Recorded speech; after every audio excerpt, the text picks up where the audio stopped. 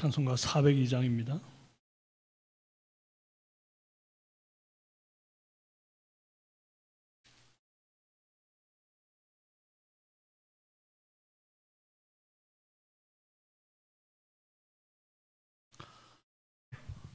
찬송가 402장입니다. 420장.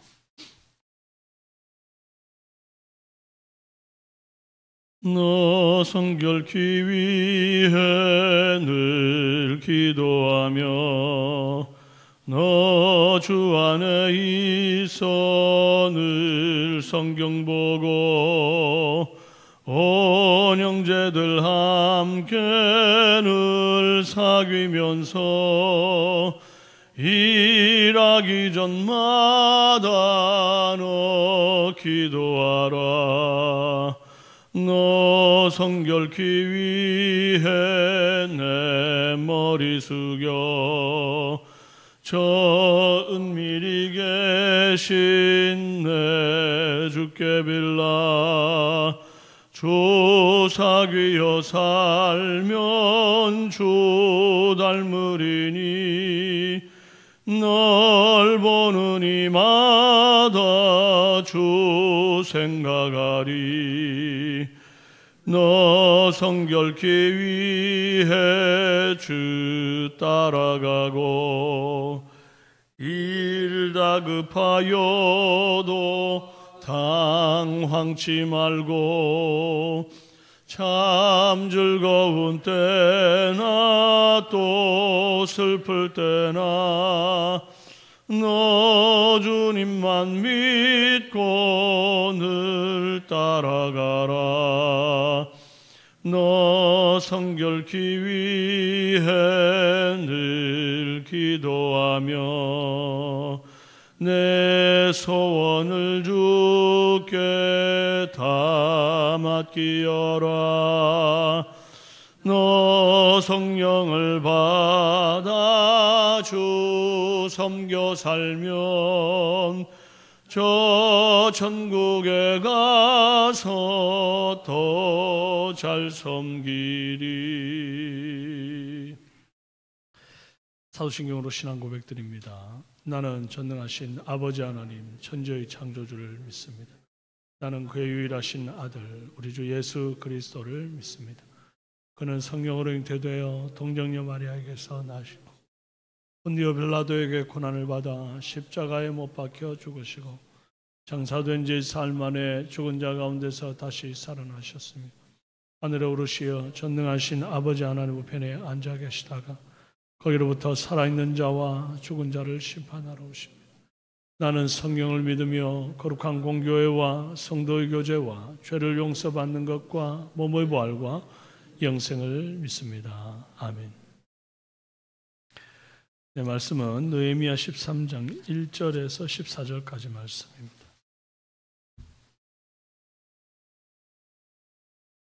구약성경 747페이지 느헤미야 13장 1절에서 14절. 교독하시겠습니다. 그날 모세의 책을 낭독하여 백성에게 들렸는데 그 책에 기록하기를 암몬 사람과 모압 사람은 영원히 하나님의 총회에 들어오지 못하리니 이는 그들이 양식과 물로 이스라엘 자손을 영접하지 아니하고 도리어 발람에게 뇌물을 주어 저주하게 하였음이라. 그러나 우리 하나님이 그 저주를 돌이켜 복이 되게 하셨다 하였는지라. 백성이 율법을 듣고 곧 섞인 무리를 이스라엘 가운데서 모두 분리하였느니라. 이전에 우리 하나님의 전의 방을 맡은 제사장 엘리야십이 도비야와 연락이 있으므로 도비야를 위하여 한 큰 방을 만들었으니 그 방은 원래 소재물과 유향과 그릇과 또 레위 사람들과 노래하는 자들과 문제기들에게 11조로 주는 곡물과 새 포도주와 기름과 또 제사장들에게 주는 거제물을 두는 곳이라. 그때는 내가 예루살렘에 있지 아니하였느니라. 바벨론 왕 아르사스당 32년에 내가 왕에게 나아갔다가 메추리의 왕에게 말미를 청하고 예루살렘에 이르렀어야 엘리야십이 도비야를 위하여 하나님의 전뜰에 방을 만든 악한 일을 안지라. 내가 심히 근심하여 도비야의 세간을 그 방 밖으로 다 내어 던지고 명령하여 그 방을 정결하게 하고 하나님의 전의 그릇과 소재물과 유향을 다시 그리로 들여놓았느니라. 내가 또 알아본즉 레위 사람들이 받을 몫을 주지 아니하였으므로 그 직무를 행하는 레위 사람들과 노래하는 자들이 각각 자기 밭으로 도망하였기로 내가 모든 민장들을 꾸짖어 이르기를 하나님의 전이 어찌하여 버림바 되었느냐 하고 그 레위 사람을 불러 모아 다시 제자리에 세웠더니 이 온 유다가 곡식과 새 포도주와 기름의 11조를 가져다가 곳간에 드림으로 내가 제사장 셀레마와 서기관 사독과 레위 사람 부다야를 창고지기로 삼고 마따냐의 손자 사꿀의 아들 하난을 버금으로 삼았나니 이는 그들이 충직한 자로 인정됨이라. 그 직분은 형제들에게 분배하는 일이었느니라. 내 하나님이여 이 일로 말미암아 나를 기억하옵소서. 내 하나님의 전과 그 모든 직무를 위하여 내가 행한 선한 일을 도말하지 마옵소서. 아멘. 반갑습니다. 오늘 다시 정결하게라는 제목으로 함께 은혜 나누겠습니다. 유다 백성들은 성전 봉헌식을 올린 후에 크게 즐거워하며 잔치를 했어요. 모든 밀린 숙제를 끝낸 것 같은 홀가분함이 있는 겁니다. 기말고사를 끝내고 이제 홀가분한 느낌 같은 그런 느낌이겠죠. 그런데 보통 이제 그런 마음이면 좀 해이해지기도 하고, 전에는 좀 긴장을 많이 했으니까 이제는 좀 긴장의 끈을 늦추고 나태해지기도 하고 뭐 이러는데 그러지를 않습니다.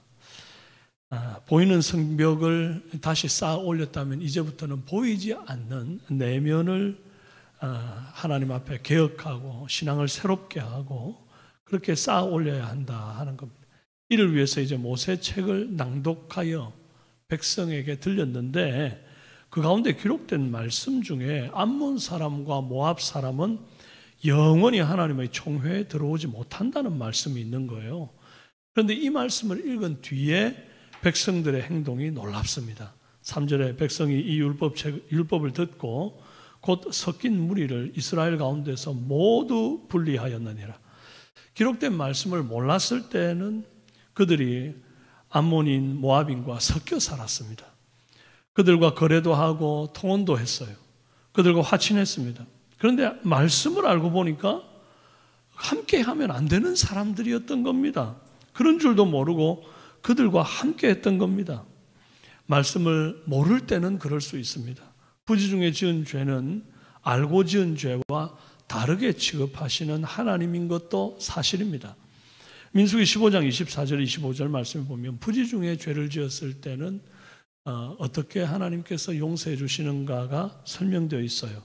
회중이 부지 중에 범죄하였거든 온 회중은 수송아지 한 마리를 여호와께 향기로운 화제로 드리고 규례대로 소제와 전제를 드리고 수염소 한 마리를 속죄제로 드릴 것이라. 제사장이 이스라엘 자손의 온 회중을 위하여 속죄하면 그들이 사함을 받으리니 이는 그가 부지 중에 범죄함이며 또 부지 중에 범죄함으로 말미암아 헌물 곧 화제와 속죄제를 여호와께 드렸음이라. 그러니까 부지 중에 죄를 지은 것은 용서받을 길이 있습니다. 그런데 모르고 부지 중에 범죄하였을지라도 아이고 몰랐습니다, 죄송합니다, 용서해 주세요 이렇게 말로만 끝낼 수는 없습니다.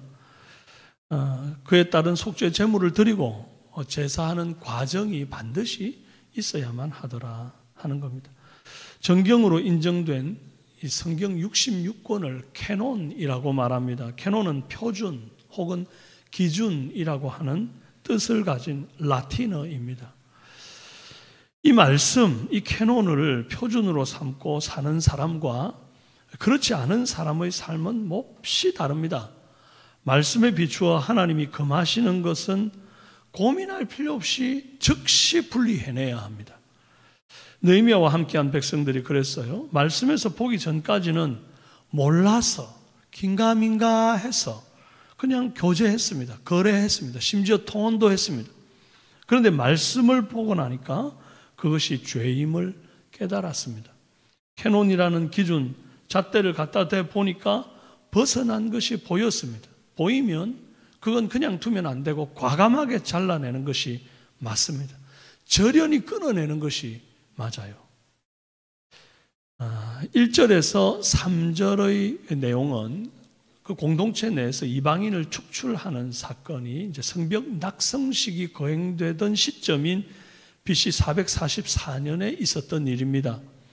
그런데 4절부터 31절까지 이어지는 느헤미야의 개혁 조치는 BC 444년 이후에 약 12년 동안 이스라엘의 회복을 위해 총독의 자리에 힘썼던 느헤미야가 일시적으로 페르시아로 돌아갔다가 이제 다시 귀국한 BC 432년 이후에 발생한 사건이에요.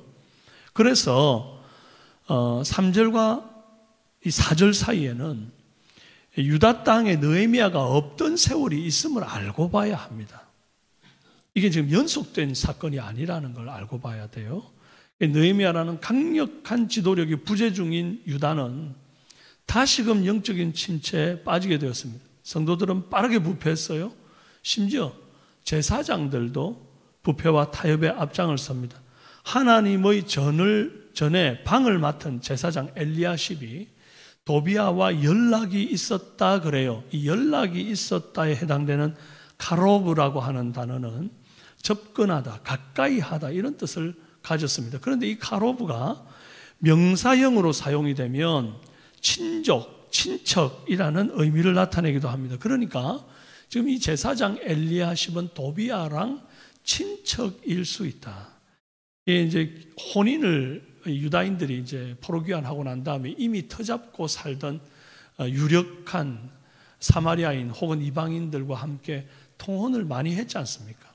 그때 도비아와 혼인관계를 맺어서 친족관계를 형성한 사람이다. 이렇게 볼 수 있다는 거예요. 그러면 이제 도비아는 왜 성전 안에 한 큰 방을 갖고자 했을까? 도비아는 원래 유다인들의 성벽 재건 시에 온갖 조롱과 핍박, 군사적 위협으로 방해했던 인물 아닙니까? 산발랏이 한마디 하면 꼭 뒤따라서 같이 못된 소리 하던 사람이거든요. 그런데 왜 여호와의 성전에다가 자기 방을 만들고 들어왔는가? 이런저런 방해 공작을 외부에서부터 아무리 하려고 해도 이게 실패를 하게 되니까 차라리 성전 내부로 침투하자. 그래서 유다인들의 신앙을 왜곡시키자. 그런 방법을 택한 것이요. 그것도 느헤미야라고 하는 강력한 영적 리더십이 없을 때. 여기서 이제 엘리야십 제사장 한 사람의 이 타락이 얼마나 유다 공동체에 심각한 위기를 만들어냈는지를 볼 수 있습니다. 원래 그 방의 용도는 여호와께 드릴 소제물과 유향과 그릇과 레위 사람들과 노래하는 자들과 문지기들에게 11조로 주는 곡물과 새 포도주와 기름과 제사장들에게 주는 거제물을 두는 것이 중요한 곳간을 은행으로 말하면 금고에다가 이 도둑놈을 넣어준 셈이에요. 방을 아주 근사하게 만들어서 도둑을 앉혀놓은 거예요. 다른 사람도 아니고 성전 골방들 책임을 맡은 중직자가 세상에 타협하고 세상과 손잡으니 이와 같은 범죄를 저지르는 것입니다. 여호와께서 거룩히 구별되고 성별된 것을 대적이 더럽히는 짓을 하도록 그냥 눈 감고 내준 거예요. 아니나 다를까 이제 페르시아에서 돌아온 느헤미야가 알아보니까 이 레위 사람들이 받을 목, 즉 11조의 곡물과 새 포도주와 기름을 나눠주지를 않은 겁니다. 누가 그 짓을 했겠습니까? 그곳에 방 잡고 앉아있는 이 도비아가 이제 레위인들에게 이걸 제대로 나누어주는 일들의 방해 공작을 한 것이죠. 그렇게 되니까 어떻게 합니까? 먹고 살기 위해 레위인들과 성전에 수종드는 사람들은 어쩔 수 없이 밭으로 살기 위해 도망을 치는 거죠. 일을 해서 목구멍에 풀칠이라도 해야 살아갈 것 아닙니까? 그렇습니다. 성도들이 마땅히 드릴 11조를 드리지 않으면 제일 먼저 하나님의 일을 하고 또 하나님이 주신 것으로 먹고 사는 하나님을 분깃으로 삼고 살아가는 사역자들의 삶이 무너집니다. 코로나 시기에 얼마나 많은 교회들이 문을 닫았습니까? 작은 교회들 특히. 그리고 얼마나 많은 선교사들이 선교 지원이 끊어져서 도중에 포기하고 들어오는 일들이 많았습니까? 결국 성도들의 헌금이 끊어지게 되면 하나님의 사역이 위축될 수밖에 없습니다. 그래서 레위인들의 삶이 무너져서 그들이 성전을 떠나면 그것은 레위인들의 삶의 어려움으로 끝나지 않습니다. 그 다음은 성도들 개개인의 신앙이 무너지는 것으로 나타나는 것이에요. 느헤미야는 페르시아에서 돌아왔을 때 제사장 엘리야십이 도비야와 결탁하여 그를 위해서 하나님의 전뜰의 방을 만든 악한 사실을 알게 됩니다. 8절, 내가 심히 근심하여 도비야의 세간을 그 방 밖으로 다 내어 던지고 명령하여 그 방을 정결하게 하고 하나님의 전의 그릇과 소재물과 유향을 다시 그리로 들여놓았느니라. 마치 예수님이 성전에서 소와 양과 비둘기와 그 돈 바꾸는 사람들을 보고는 채찍을 만들어 가지고 짐승을 성전에서 내쫓고 돈 바꾸는 상을 엎어서 돈을 쏟으신 것과 같아요. 그렇게 도비야의 세간을 던져서 방을 비운 뒤에 다시 여호와의 전의 그릇과 제물들로 채워 넣습니다. 성전의 개혁은 비움으로부터 시작해서 채움으로 마쳐야 합니다. 오늘 우리는 내 몸이 성전인 줄 알고 세속적인 가치관이 방잡고 있는지를 살펴보시기를 바라요. 만약에 그런 것이 있다고 한다면 그 세간을 던져서 내 심령을 비우고 정화해야 합니다. 그리고 그 속에 여호와의 말씀과 기도와 찬양으로 채워야 할 줄로 믿습니다. 교회 안에 세속적인 가치가 발붙일 수 없도록 진리를 수호하는 저와 여러분 되시기를 바랍니다. 끝으로 느헤미야는 이 새로운 사람을 세워 성전을 돌보게 합니다. 13절, 내가 제사장 셀레마와 서기관 사독과 레위 사람 브다야를 창고지기로 삼고 마따냐의 손자 사쿠르의 아들 하나를 버금으로 삼았나니 이는 그들이 충직한 자로 인정됩니다. 그 직분은 형제들에게 분배하는 일이었느니라. 여기서 버금으로 삼았다 이 말은 야담인데 그들의 손이라는 뜻이에요. 그래서 창고지기를 돕는 실무를 담당할 보조 역할을 할 사람을 삼았다 그 말입니다. 직접 손으로 일할 사람을 삼았다. 어찌됐든 새로운 인물들이 세워졌습니다. 새 인물의 조건이 무엇이었는가? 충직한 자였어요. 영어로는 trustworthy라고 그래서 신뢰할 수 있는 자, 정말 믿을 만한 자, 이런 사람을 세웠다 이 말이에요. 그 앞에 있었던 엘리야십이 어떤 사람이었다는 겁니까? 신뢰할 수 없는 사람이었다는 겁니다. 오늘날 교회도 충직한 자, 신뢰할 수 있는 자들이 필요합니다. 엘리야십이 어떻게 그런 어떤 제사장이면서도 그렇게 성전의 온갖 방들을 맡아보는 그런 중직에 있을 수 있었을까요? 이런 신실하지 못함에도 불구하고 그저 혈통을 따라 그가 된 거예요. 교회 안에 직분을 받을 때 그저 그냥 모태신앙으로 쭉 하나님을 만난 영적 체험 없이 그렇게 오랫동안 신앙생활을 했다는 이유만으로 직분을 받게 되면 어려움이 생깁니다. 그래서 모태신앙이든 나중에 믿은 신앙이든 중요한 게 아니에요. 주님을 정말 인격적으로 만난 경험이 있는가? 그리고 내가 하나님 앞에 정말 신실하게 봉사하며 섬기며 살 그런 결단이 섰는가? 이것이 중요한 거죠. 그래서 충직한 자, 신뢰할 수 있는 자, 그런 자들이 많은 교회가 얼마나 복되겠습니까? 여러분, 얼마나 일을 깔끔하게 하느냐, 얼마나 일을 빠르고 정확하게 하느냐도 중요하겠지만 그보다 중요한 것은 충직입니다. 신뢰할 만한 만하냐. 그래서 맡은 자에게 구할 것은 충성이니라. 결국 엘리야십은 파직이 된 겁니다.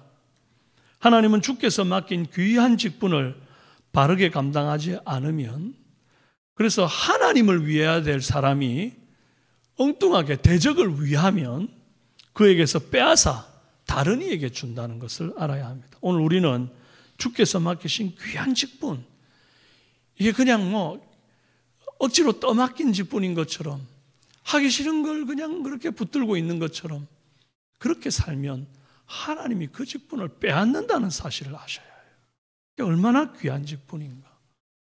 집사의 작은 일도, 권사의 일도, 장로의 일도, 목사의 일도 다 주께서 우리를 충성되이 여겨 맡기신 일인 줄로 알고 절대 이 귀한 직분 빼앗기지 않는 성도들 되도록 맡은 바 충성을 다하는 저와 여러분 다 되시기를 주님의 이름으로 축원합니다. 함께 기도합시다. 존귀하신 아버지 하나님, 성전 봉헌식이 끝났습니다. 성벽 봉헌식이 끝나고 성벽을 다 완공했습니다. 이제 다 끝났다고 해이해질 법도 한데 정말 그러지를 않고 내면을 돌아보고 하나님 앞에 마음으로 바로 섰는지 아닌지를 돌아보는 이런 이스라엘 백성들처럼 하나님, 오늘 우리가 뭔가 한 곱이 끝났구나 하고 해이해지는 모습이 아니라 날마다 내 자신을 돌아보고 주 앞에 개혁할 것이 없는지를 살피는 은혜가 있도록 도와주시기를 간절히 원합니다. 아버지 하나님, 부지 중에는 그럴 수 있겠으나, 몰라서 그럴 수는 있겠으나, 그러나 그 모름이 자랑이 되지 아니하게 하시고 계속해서 하나님을 아는데 힘쓰게 하시며 주의 말씀이 캐논이 되어서 내 삶을 계속해서 하나님 정말 자로잰 듯 하나님의 말씀 앞에 설 수 있도록, 그리고 주께서 기뻐하지 않는 것은 즉시로 분리해내는 그런 과감한 결단이 있는 우리 삼성의 성도들이 되도록 붙잡아 주시옵소서. 아버지 하나님, 내가 누구를 위하는 사람인지를 날마다 생각하게 하시되 여호와 하나님을 위하는 왕같은 제사장으로 살아가는 인생인데 절대로 대적을 위하고 세상을 위하지 아니하도록 붙잡아 주시옵소서.